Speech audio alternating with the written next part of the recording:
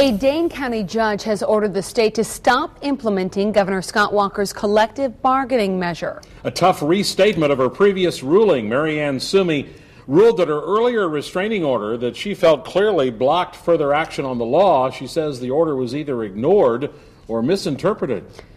However, the judge did not clarify if the law has become actual law, leaving a big question about the matter unanswered.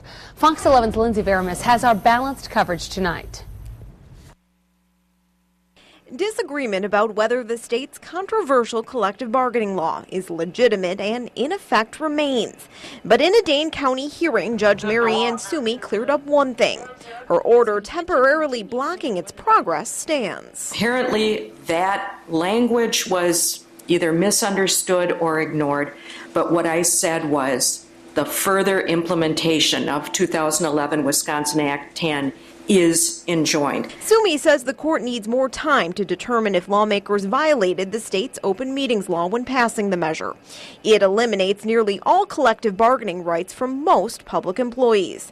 Her order prevented the Secretary of State from publishing it in the state's official newspaper, typically the final step before a law takes effect.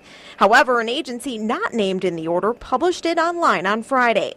That allowed the Walker administration to begin making changes. We have put our position pretty clearly in our papers, and that legal position is that it has been published and that under the applicable legal authorities that it is in effect. Despite Sumi's ruling, Walker and the Department of Justice maintain the law is law. However, they have not said what the state's next move will be.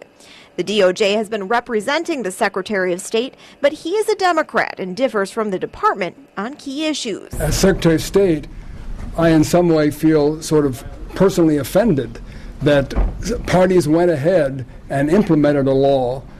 I did my proper duty. I followed the judge's orders. The court has now ordered the state to appoint LaFollette his own attorney. Political science professor Charlie Jacobs with St. Norbert College says partisan politics are playing a role. It seems as though they were put in a very precarious position.